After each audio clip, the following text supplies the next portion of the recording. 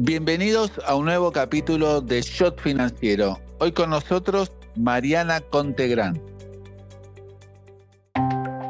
Presenta este episodio AdCap, Grupo Financiero.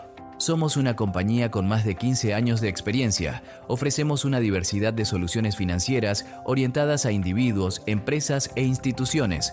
Nuestro propósito es impulsar el desarrollo financiero, acercando el mercado de capitales a la mayor cantidad de personas y así contribuir a construir un futuro más equitativo para todos. Seguinos en nuestras redes sociales y conocé nuestras propuestas y servicios.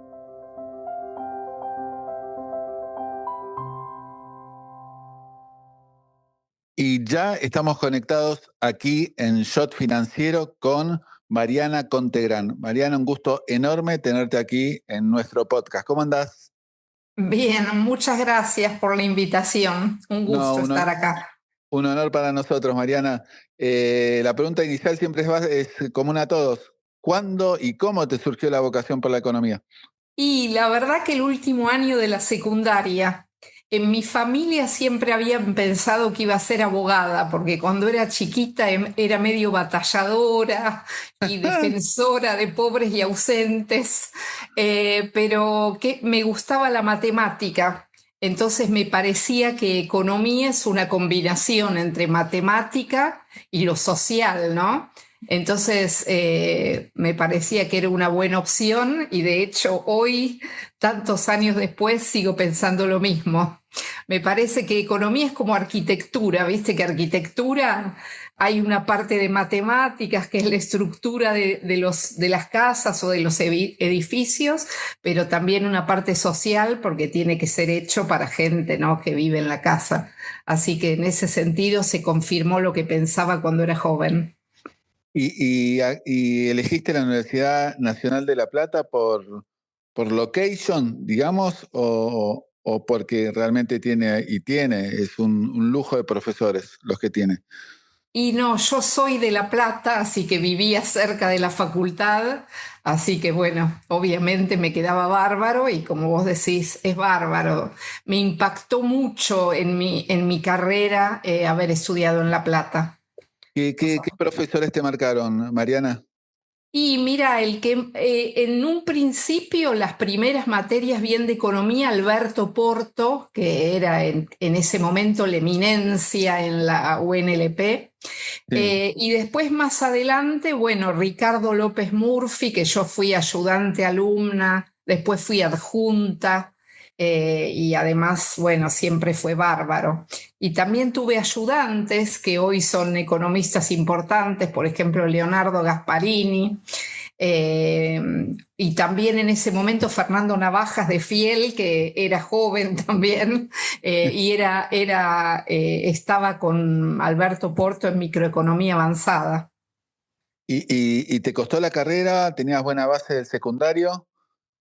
No, la verdad que no me costó porque yo la secundaria, en realidad mi vida previa a la UNLP es bastante rara, que es que yo viví muchos años en Guatemala hasta que hubo un terremoto, o sea, desde los 3 años a los 9 años viví en Guatemala. Y después en el 76 hubo un gran terremoto y eso llevó a que mi papá pida un cambio laboral y nos fuimos a Ginebra, en Suiza. Así que yo terminé la secundaria en Argentina, pero solo un año, cosa de poder pasar a la universidad. Así que en realidad la formación que tenía era buena porque venía de haber estudiado en Ginebra, era buena la formación. Y digamos, la Universidad Nacional de La Plata la hiciste con buenas calificaciones, me imagino, obviamente, y en tiempo y forma. Sí, fui el mejor promedio, pero éramos 7 en ese momento, así que no sé si es algo para decir, algo muy relevante estadísticamente. Pero esto, bueno, goles son amores, eras la mejor. Y una vez que terminaste de estudiar, de que terminaste la licenciatura, ¿qué opciones te aparecen y qué es lo que decidís hacer?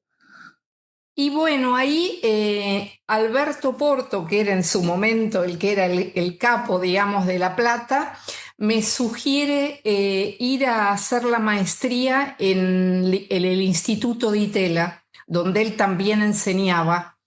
Y en La Plata, viste que hay una impronta muy de políticas públicas, o sea, o sea, dentro de de una estructura no bien económica de creer en el mercado, pero también creer que en ciertos casos hay políticas públicas para hacer.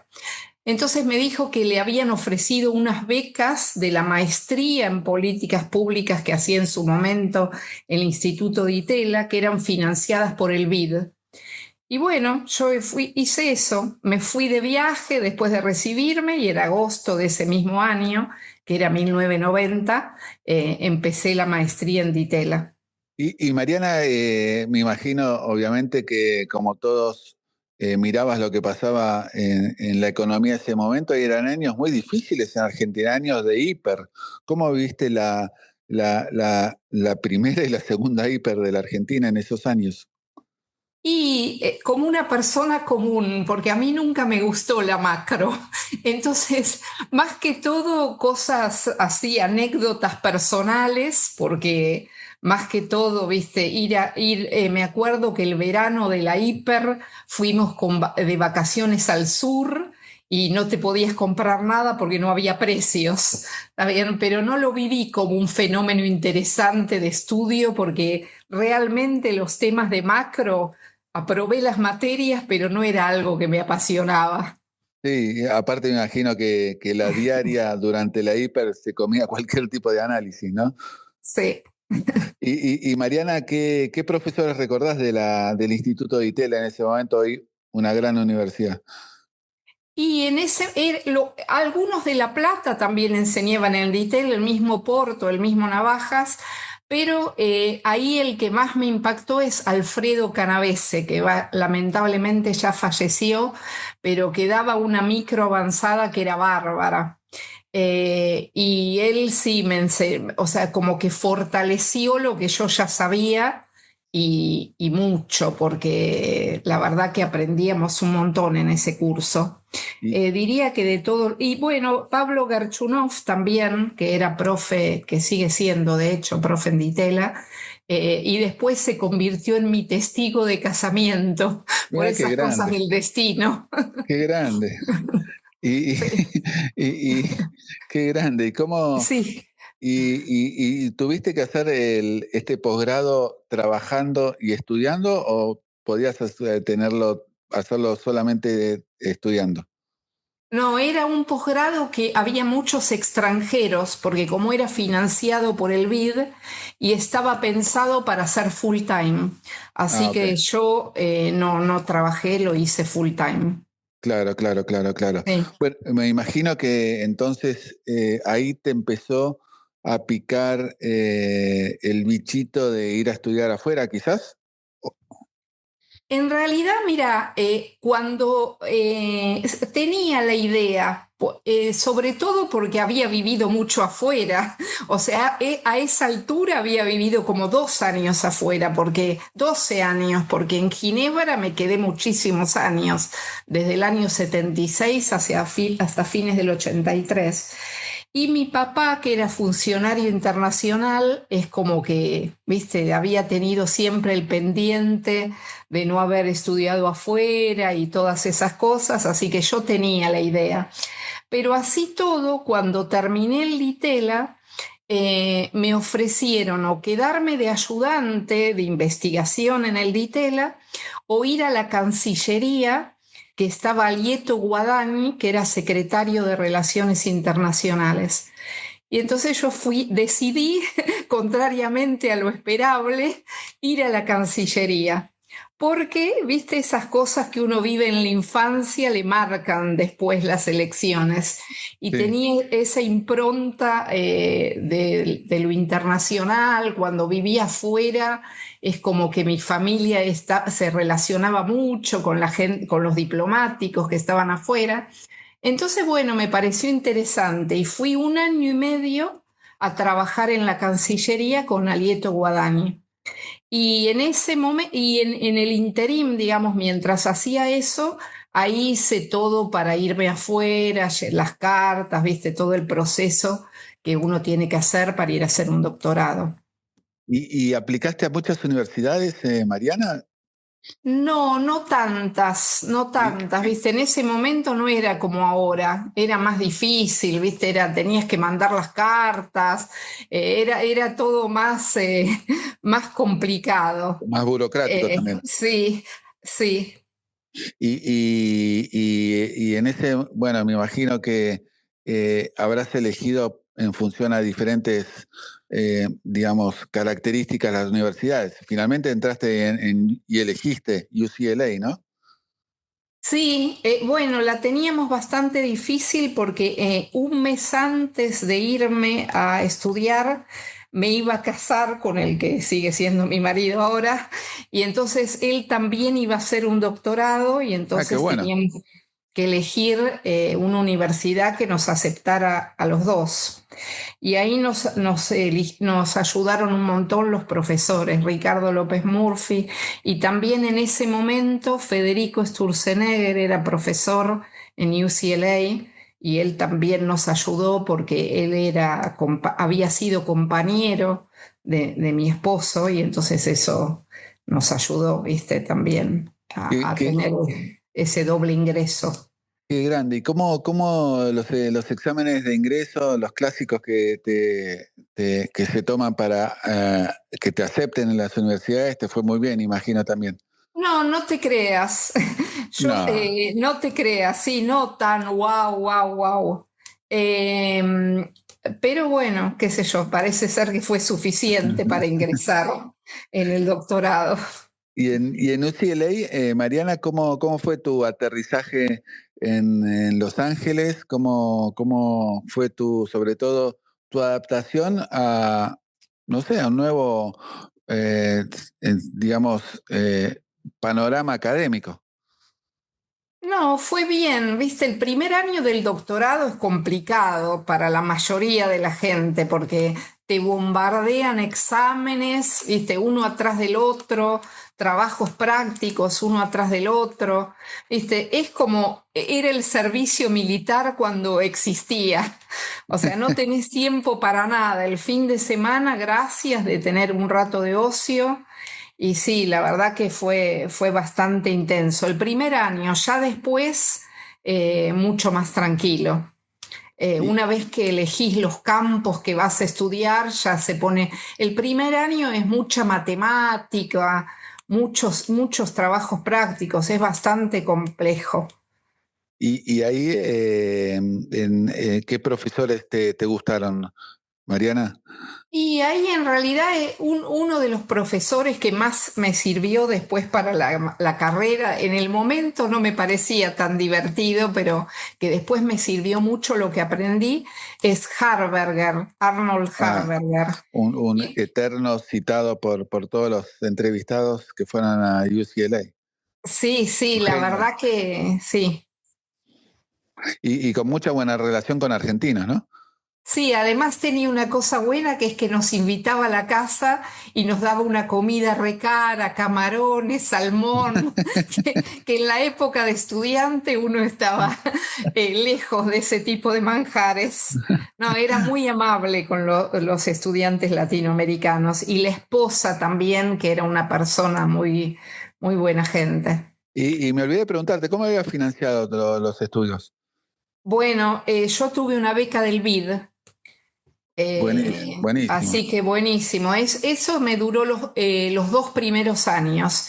Y después cuando terminé los 2 primeros años, lo que hice fue llenar papeles, que mis compañeros de doctorado decían que era inútil, pero llené papeles de un montón de becas y obtuve dos. Una beca doctoral de un instituto, porque lo que yo hice de campo en UCLA fue economía ambiental y teoría económica, digamos, una economía matemática, digamos.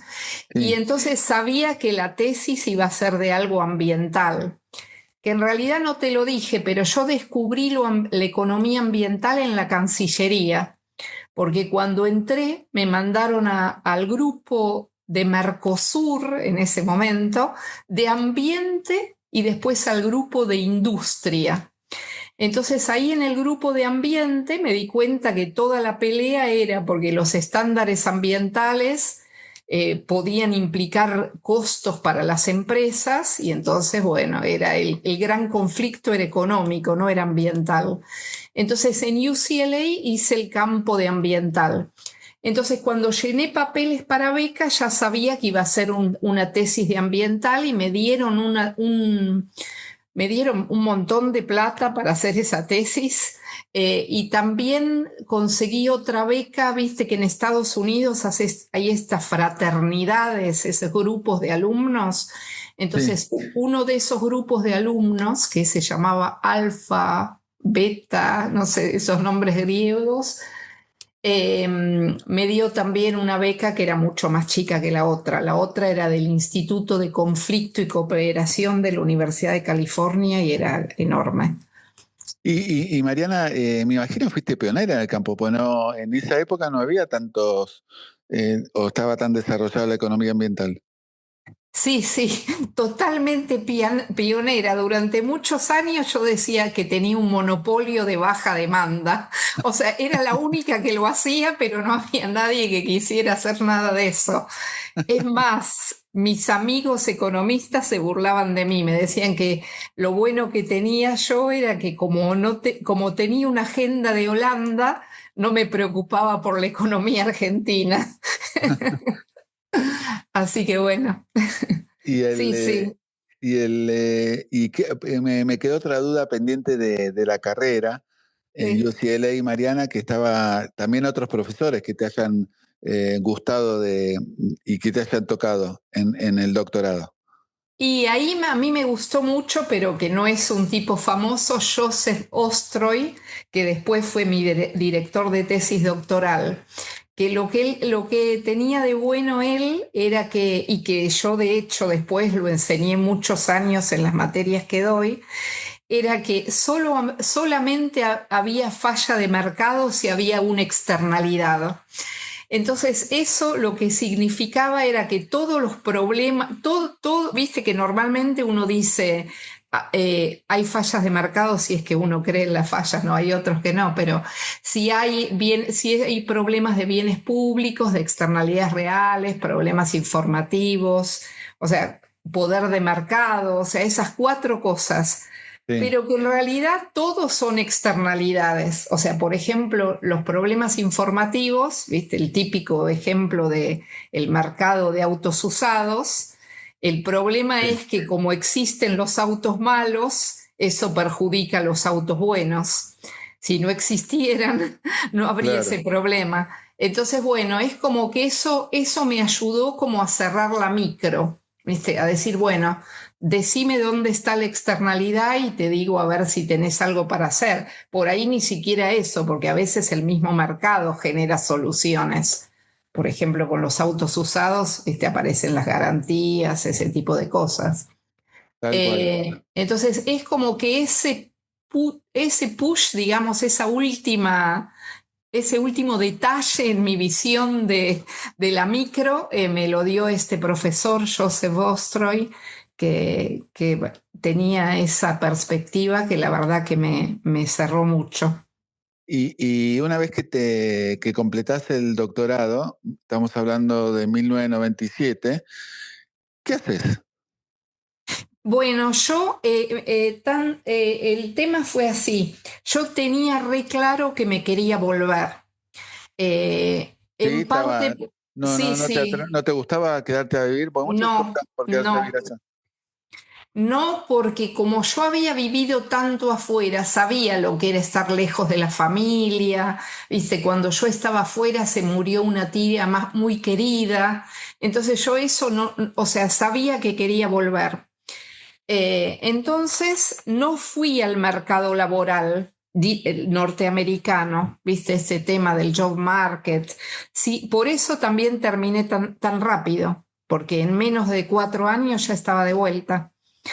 Y entonces hice algo que después fue un error, que es que yo tenía estas becas hasta septiembre de ese año. Y me vine en abril supuestamente a un proyecto del Banco Mundial en lo que era en ese momento la Secretaría de Ambiente. Y después no resultó, o sea, no me terminaron tomando.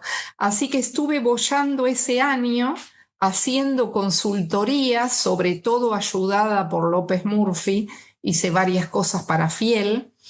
Y después, a final de ese año, Ricardo me dijo, mire, él siempre dice de usted a sus alumnos, mire, dice, si usted quiere hacer economía ambiental, tiene que ir a una universidad, porque la demanda de consultoría de economía ambiental en el año 97 era baja. Y bueno, entonces ahí me recomendó al SEMA y bueno, entré en el SEMA y sigo estando. Qué grande. Y contame, bueno, eran también años, digamos, de la Argentina que, pese a que no te gustaba la macro o no en profundidad, eran años que la macro argentina tenía una buena performance, ¿no? Sí, eran años buenos. De hecho, eran años, nos compramos un departamento, todo eso, hasta que Claro. vino el corralito. Oh, eh, y ahí el corralito fue una buena cosa por estar en la UCEMA, porque en ese momento Carlos Rodríguez y Roque Fernández es como que anticiparon lo que iba a pasar y en nuestros horarios de almuerzo con todos los profesores full time nos recomendó sobre todo cuidarse, Carlos cuidarse, Rodríguez cuidarse, cuidarnos. Entonces, cuidarse. bueno, después con esa plata de que nos cuidamos nos hicimos una casa. Qué grande. Che, Mariana, ¿qué materia empezás dando en la UCEMA? Bueno, la materia que empiezo dando no es no era una materia muy fácil para dar, que es econometría, que es lo que siempre es más difícil encontrar profesores. Y después, al mismo tiempo, también tenía que dar micro 2, o sea, la micro avanzada. La econometría la dejé en cuanto pude y la micro avanzada la sigo dando hoy, que es mi materia preferida. La verdad que o sea, la fui construyendo a lo largo del tiempo y me encanta. Y me imagino que, bueno, al mismo tiempo ibas teniendo otras experiencias, no sé, o contactos internacionales, ¿no? Sí, en realidad, como te contaba antes, era un monopolio de baja demanda, entonces yo estaba ahí en el SEMA y mucha gente que quería hacer algo de ambiental me venía a ver. Entonces, tuve muchas experiencias inesperadas. Por ejemplo, algunas tuvieron que ver con ser experta en juicios, ¿viste? Declarar en juicios por daños ambientales. Ahí hice varios casos del CIADI, por Claro. ejemplo, de las empresas de agua, pero también casos en otros países. Y eso fue divertido. La verdad que es un área de trabajo que yo nunca pensé tener y que es interesante. Por un lado, porque, viste, es muy de la realidad, como Claro. las peleas sobre daños ambientales. Y por otro lado, porque es un área, viste, que es buena para trabajar, te pagan bien, viajás, es interesante. Y después tuve también relacionado a eso empresas que me contrataron, qué sé yo, no te voy a hacer propaganda, pero varias empresas para hacer cosas así de daños ambientales. Y después tuve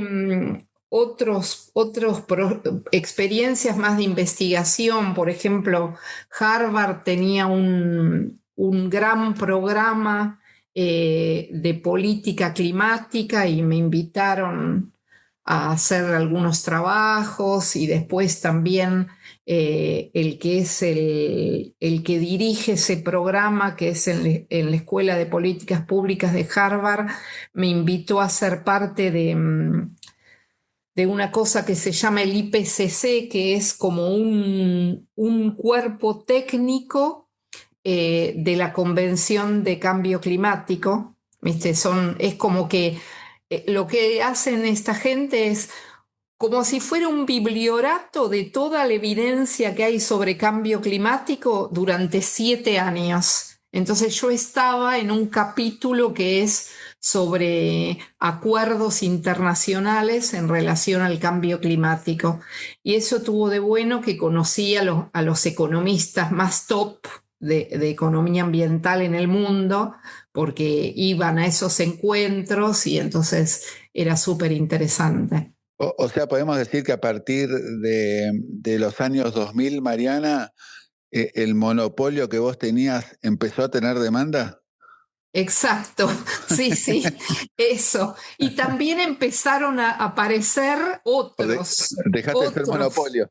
claro, otros, pero que también fueron compañía, porque, viste, también estar en un campo que no hay nadie es bastante feo. Sí. Entonces ahí aparecieron, bueno, otros economistas ambientales, que ahora hay una economista en Ditela, otro en la UCA, en la UBA también algunos. Entonces eso fue interesante y con Mariano Rabasa de la UCA lo empecé a ayudar a unos encuentros que hacemos una vez por año.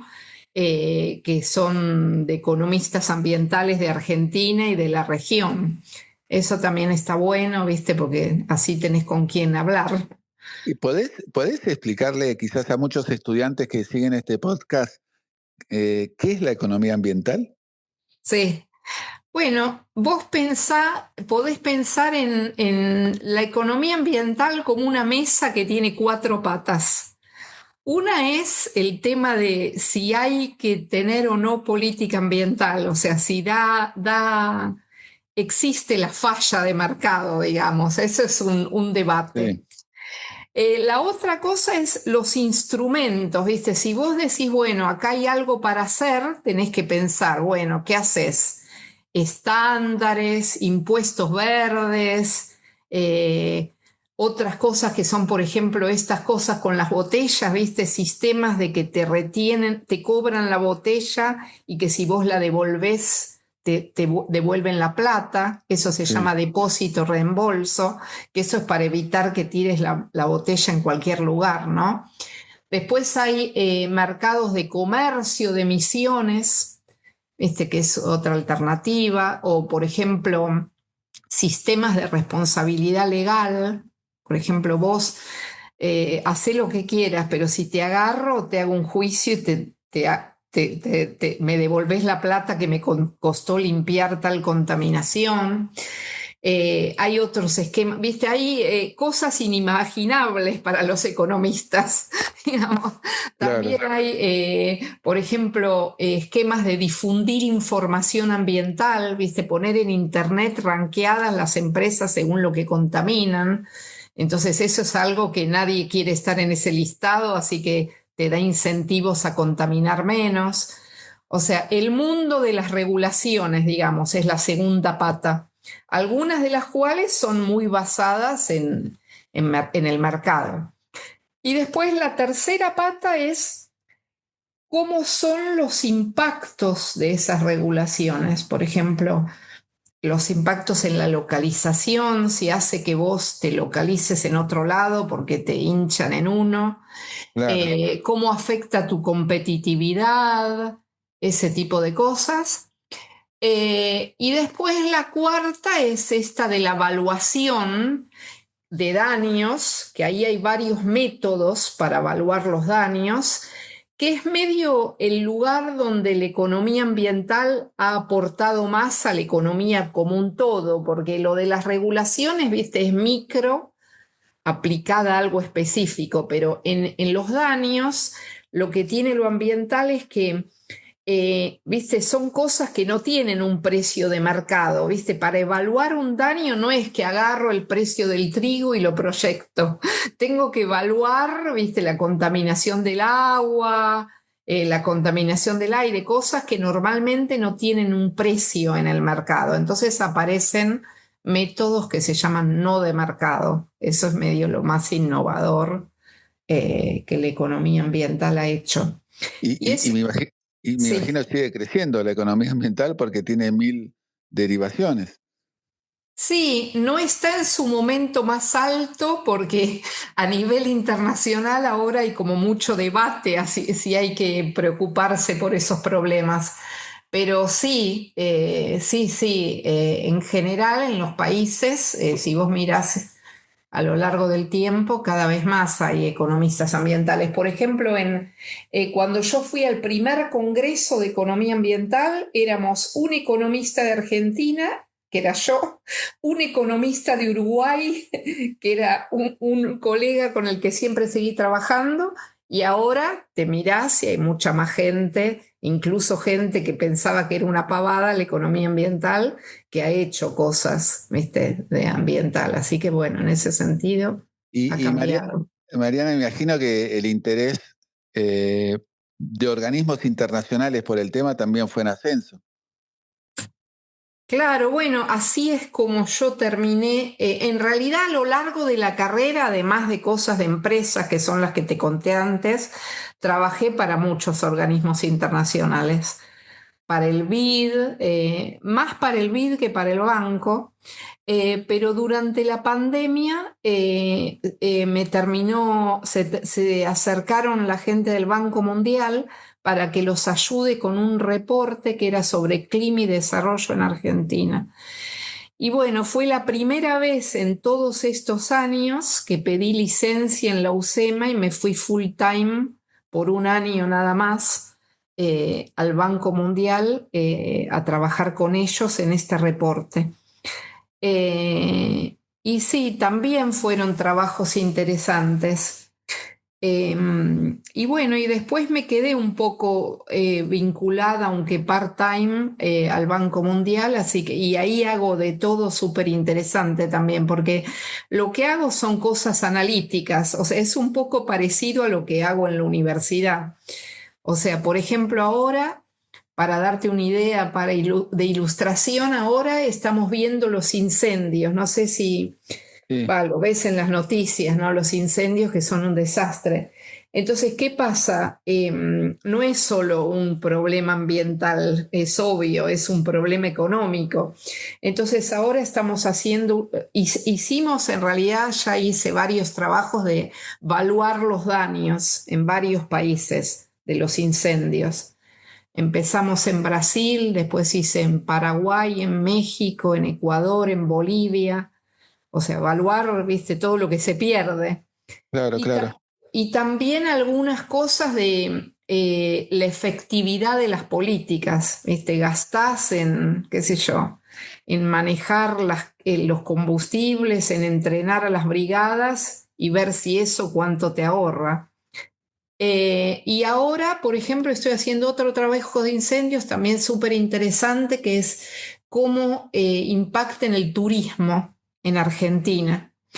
Así que la verdad que me encanta el trabajo porque es bien aplicado, o sea, es usar las herramientas de la economía a temas ambientales, ¿no? Y uno que está en la diaria ve algunas políticas que la verdad no sabe si son correctas o no. Por ejemplo, ahora se incentiva el uso de autos eléctricos. ¿Es correcto eso? Sí, los autos eléctricos evidentemente te ahorran un montón de emisiones de estas de gases de efecto invernadero. El único detalle que tienen es que como tienen baterías de litio, después tenés que reciclar esas baterías. Yo Claro, misma me compré un híbrido. Eh, claro. Yo también. Vos también, Sí. eh, bueno, no hagamos publicidad. No, jamás. Igual me resulta extraño cómo pasa de eléctrico a nafta. Pero bueno, eso es, y bueno, justamente estamos haciendo un trabajo acá en Argentina sobre cuál es el impacto en las emisiones, pero también en la actividad económica de electrificar la flota de vehículos. Así que bueno, es un buen ejemplo el Claro, que me das. porque me imagino, aparte entran en la discusión, hay posturas de gobiernos, incluso Estados Unidos, uno lo ve a Donald Trump haciendo declaraciones al respecto, y lobbies, obviamente, de diferentes sectores, ¿no? Ahora, qué difícil es, ¿no? O qué bueno al mismo tiempo es dar una opinión, digamos, bien objetiva sobre un problema tan importante, ¿no? Claro, bueno, eso es en parte lo que hacemos, ¿no? ¿Ves alguna, dentro de la economía ambiental, ves alguna ramificación que también está creciendo siempre dentro de la economía ambiental? Y mira, cosas aledañas a la economía ambiental, bueno, el uso de inteligencia artificial, ni hablar, Ahí que contame ha, eso. que ¿Cómo ha impactó? Y bueno, en el trabajo diario todo el tiempo, ¿no? Ya ahora te invadió. O sea, yo redactar mails, resumir, traducir, mirar referencias de la literatura, todo eso ya no pasa sin inteligencia artificial. Claro. Bueno, te Pero, aumentó la productividad. claro, totalmente, totalmente. Pero otra cosa también que avanzó mucho es fuentes de datos no convencionales. Por ejemplo, con estos economistas de la UCA que te decía, hicimos hace poco una cosa que mirando tweets, cómo la gente reacciona a las temperaturas extremas. Entonces, lo que vimos, que antes ese tipo de datos, ¿viste? No existía para nada. Lo que vimos ahí es que la gente está más descontenta los días que hace calor en exceso que los días que hace una temperatura normal. Y eso tiene que ver con todos una serie de papers que lo que dicen es que la gente está más irascible, ¿está bien? Que de Sí. hecho nosotros lo probamos porque la cantidad de puteadas que la gente dice cuando hay calor extremo es mayor, ¿está bien? Y entonces eso está relacionado con el crimen. O sea, hay más crímenes, la tasa de criminalidad sube en temperaturas extremas. Así que ese tipo de datos también han revolucionado la economía ambiental, así como otros campos. Unos campos que yo creo que serían buenos si es que te siguen muchos jóvenes, que parece ser el caso, que me parece que hay poca gente, es la economía del transporte, que también está relacionada con la economía ambiental, porque, viste, Sí. entonces eso me parece que es un campo que podría ser, viste, como el de ambiental, que hoy hay poca gente y en el futuro puede ser un campo que se desarrolle, ¿no? Y no, perdí la noción, pero ¿ves que se dan premios así en materia económica y de académicos a, a ustedes, los que se desarrollan en economía ambiental? Bueno, ADEVA hace pocos años hizo un concurso que el tema era ambiental, Mira qué bien. que yo estuve de jurado. Y bueno, ahora yo siento que el campo está reconocido también con mi reciente incorporación a la Academia de Ciencias Económicas, Justo te iba porque a preguntar. bueno, es Sí. como decir, bueno, esto que será bastante serio como para poder estar en la academia, así que de alguna manera es así. Y también, mira, este año va a haber, ha habido ya paneles de economía ambiental en la Asociación Argentina de Economía Política y este año va a haber uno también, así que evidentemente es un tema que a Va. la larga se ha reconocido. Contame cómo fue tu llegada a la Academia de Ciencias Económicas. ¿Cómo digamos, te premiaron con esa gran distinción acá en la Argentina? Y bueno, en la academia el proceso es que te tienen que presentar 4 académicos, ¿viste? Son 30 y pico de lugares, digamos, 35 creo que son, y 4 académicos te tienen que presentar. y después te tienen que votar. Así que bueno, tengo la suerte que muchos han sido mis profesores, entonces eso yo creo que te da alguna ventaja de los académicos actuales. Muchos yo los conocía de la profesión y también de haber sido mis profesores. Así que Pero bueno, qué distinción linda, ¿no? Me imagino, fue el año pasado. sí, Fue el año pasado. sí, sí, y la incorporación le hice este año, sí, la verdad que se sintió muy bien, estuve muy contenta. ¿Qué hace? Porque es muy poco conocido y es lindo que tenga reconocimiento la importancia de estar en la Academia Nacional de Ciencias Económicas, ¿no? ¿Qué Y hacen? Creo que tienen reuniones mensuales. A veces sí, hacen seminarios abiertos al público, creo, o charlas abiertas. He ido a alguna de ellas. sí, como dice de Pablo, no es solo que te nombran, sino que tenés que trabajar. A mí todavía no me han enganchado tanto, pero ya me veo que sí pronto. Bueno, mira, nos reunimos una vez por mes, es así. Hay varias actividades, por ejemplo, este ciclo de academia y sociedad que conduce de Pablo. Después hay un instituto de economía que también organiza charlas, que esa está a cargo de Fernando Navajas. Y después hay un seminario de teoría económica, que se lo organiza Omar Chisari, que ocurre todos los años.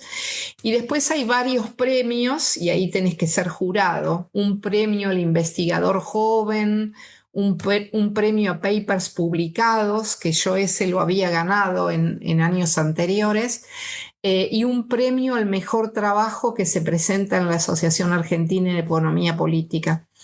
La verdad que es lindo porque, viste, ahí te encontrás con gente interesante, y además en cada una de las reuniones de la academia habla alguien.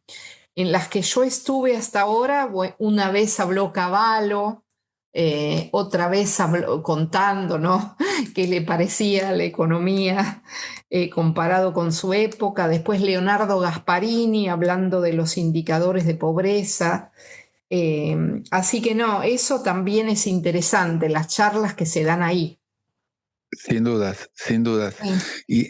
Y, bueno, tuviste una carrera buenísima también como docente en la UCEMA y en otros lugares.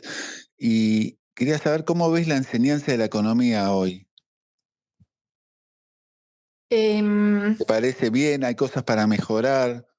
¿Cómo ves, cómo está? ¿Se enseña bien economía en Argentina? Bastante ambiciosa tu pregunta. Y mira, mi parte de docente, la verdad que yo también la he disfrutado, así como he disfrutado el campo que elegí, disfruto un montón la docencia porque por lo que enseñás, porque vos cuando enseñás tenés que aprender, porque Claro, solamente podés enseñar algo que sabés muy bien. Sobre exacto. todo porque si no lo enseñas mal, y además, por ejemplo, yo que soy re transparente, si no sé algo es obvio que se nota porque se nota por todos lados. Entonces, aprendés de enseñar, ¿no? También he verificado en mi propia experiencia y que no lo digo como un cliché, que uno aprende de los alumnos, porque he tenido alumnos muy brillantes que me han cambiado los apuntes, que me han desarrollado más un juego que doy y que me lo han hecho a detalle más que el libro, que preguntas de alumnos han resultado en que yo misma entienda más lo que enseño. Y además está la parte humana, ¿viste? Cuando tenés cierta edad como yo, que ya estoy muy avanzada en mi carrera, No, ¿viste? Miles, ¿viste? Voy a cualquier lugar y tengo alumnos ¿viste? Que ocupan cargos públicos, o lugares en empresas, y entonces eso también es una satisfacción porque, ¿viste? Vos es como que se te arma una red de gente que se acuerda de las clases que le diste y que son contactos que también te ayudan, ¿no? Cuando necesitas cosas. Entonces, Genial, eso es es verdad. buenísimo. Es muy satisfactorio. Y después, ¿cómo se enseña la economía? Y mira, te digo cómo enseño yo y cómo lo veo, ¿no? Yo sigo siendo alguien de marcador y pizarrón. Muy No bien. me, o sea, he enseñado con PowerPoint y no me gusta porque me parece que la atención se mantiene menos. Trato de enseñar aplicado, o sea, enseño teoría de los juegos bastante sofisticada, pero pensando en los problemas de mercado. Entonces, o equilibrio general, pensando ¿viste? En el match entre consumidores y productores. Eh, y bueno, siempre con la idea de eso, de para qué sirve lo que uno enseña, ¿no? Así que bueno, ¿Y pensás que va a cambiar mucho la enseñanza con la inteligencia artificial o ya lo está cambiando, de hecho? y lo está cambiando que vos pedís a los alumnos que escriban algo y te ves la inteligencia artificial por todos lados, pero lo que uno hace es decirles que expongan. Cuando tienen que exponer, ahí te das cuenta quién es el alumno y quién es la inteligencia artificial. Entonces yo hago eso, por ejemplo, en la segunda materia, porque ahora doy economía ambiental, además eh, de dar micro avanzada. En esa materia les hago escribir, porque eso es también algo que hay que aprender, ¿viste? Si sos economista o si sos de cualquier carrera, tenés que saber escribir. Y ahí les hago escribir y sí, les hago exponer, porque si no, ¿viste? Es difícil poner la nota. Claro, claro, claro, claro. Que, ¿cómo ves la economía o la Argentina hoy en materia económica en general? Sin entrar en detalles, ni, ni situaciones particulares, ni cosas ni políticas, etcétera. ¿Ves mejor a la Argentina hoy, más esperanzada? ¿Cómo estás viendo? Y qué sé yo. Depende a quién se lo pregunte si está esperanzado o no. Eh, eh, O al mismo tiempo, ¿cómo ves la sociedad, si quieres, al mismo tiempo? Es como que cambió la sociedad un poco en cuanto a los gustos y a los deseos económicos. y yo creo que no, que la sociedad siempre busca lo mismo, ¿no? Que es que se respeten las cosas, o sea, eso es una cosa difícil de obtener, ¿viste? Que se respeten los derechos y poder vivir, ¿no? Claro, y Hacer que, lo mínimo. Eh, claro, y que creo que es el común deseo a todos en todo el planeta, sí, que a los hijos le vaya mejor que a nosotros los padres, ¿no? sí, y ahí los jóvenes yo creo que se llevan una peor parte en países como el nuestro, porque, viste, les cuesta bastante independizarse, les cuesta bastante tener trabajo, aunque sea, Y la viste, esos primera casa, trabajos part-time que existen en otros lados del mundo, que el chico trabaja durante el verano nada más, eso, viste, es difícil de lograr acá. Sí, la primera casa también. sí, lo que contabas vos de los 90, ¿te acordás? Que contabas recién. Claro, claro. Y es difícil, viste, con los chicos. Yo misma dudo si es que hay que hacer un doctorado o no. Eh, viste, ahí Y, tengo el debate con los alumnos y con mis propios hijos. Viste, si es que, hay que hacer doctorado o no hay que hacer doctorado. y Pero bueno. 4 años ya suena mucho, ¿no? Es que 4 años no es, o sea, yo fui una excepción total, son 5 o 6 años lo que tardás si querés ir al mercado laboral norteamericano. Y eso es un montón de tu vida. Eh, así Claro. que es el tema, ¿no? Última pregunta, Mariana, Sí. y te agradecemos ya de por sí anticipado por tu tiempo y por tu generosidad de aceptar la entrevista. ¿Qué consejo le das a aquellos que recién están iniciándose en la carrera de Ciencias Económicas? Y mira, el consejo que yo daría es que sean serios, cumplan, trabajen, porque mira, mi experiencia, no sé si viste vos el discurso en la graduación de Stanford de Steve Jobs. Sí, ¿Sí, no? sí, sí, Sí, genial, bueno. genial, genial. Genial. Bueno, eso que él dice de que los puntos se unen, viste que él cuenta que él es Sí, adoptado, que los padres adoptivos se comprometieron a hacerlo estudiar, que fue a una universidad, se estaba gastando toda la plata de los padres adoptivos, después dejó, pero cuando dejó, estamos haciendo un gran spoiler, cuando dejó se anotó a unos cursos de letra sí, manuscrita de de, cur- tipografía, de sí, me acuerdo. tipografía y que por eso las máquinas de Apple, uy, dije una propaganda, No tienen pasa esa, nada. bueno, en mi carrera es lo mismo, o sea, yo terminé en el SEMA por un lado porque Ricardo López Murphy me recomendó, pero también porque cuando estaba en la Cancillería hice un viaje con Luisa Montugui, que es otra de las profesoras del Oh, SEMA, una genia. la primera presidenta de la Academia Nacional de Ciencias Económicas. Y bueno, todo eso es todo como una cosa se encadena con la otra. Después, ¿por qué fui a hacer esto de investigación en Harvard? Y porque cuando el SEMA cumplió 20 años me hizo organizar un encuentro de economistas ambientales para lanzar la revista del SEMA, que fue Journal of Applied Economics, que fue algo muy innovador. No había ninguna revista en América Latina así en inglés que tuviera esa jerarquía. Y entonces, claro, ahí conocí a los grandes popes de economía ambiental, que eso después me sirvió para que me inviten.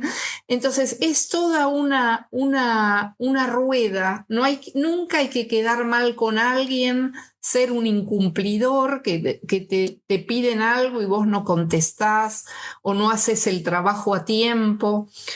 Eso también es muy importante en una carrera. No es solo que sos bárbaro, que sos bueno, que sabés, sino que sos una persona seria, que cumple, que entrega a tiempo, que contesta, viste, que tenés una conducta.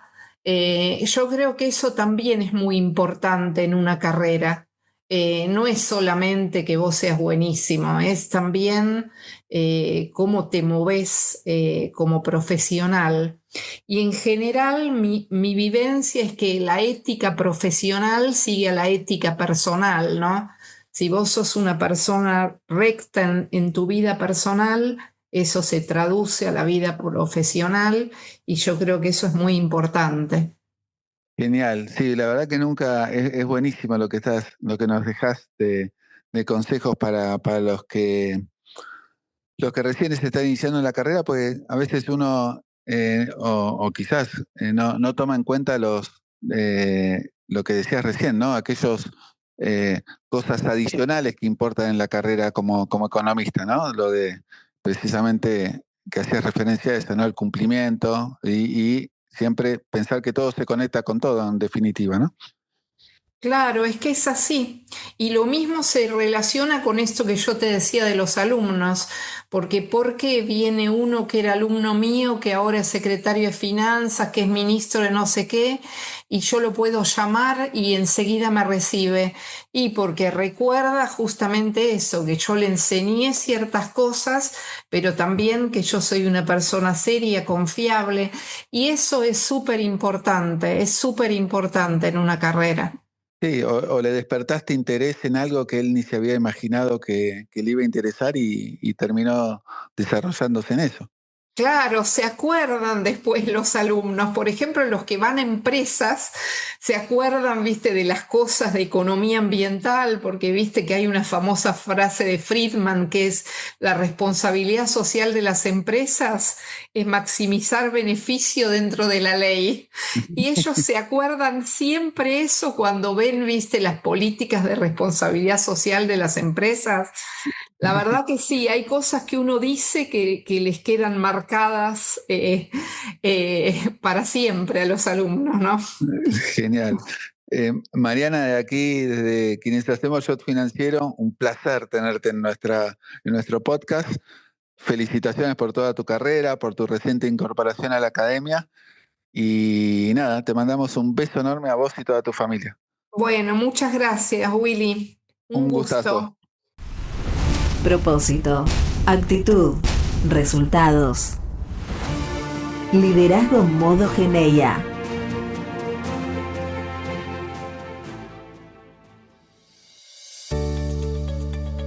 Hasta aquí la entrevista con Mariana Contegrán. Nos reencontramos en una semana nada más en otro capítulo de Shot Financiero. Chau.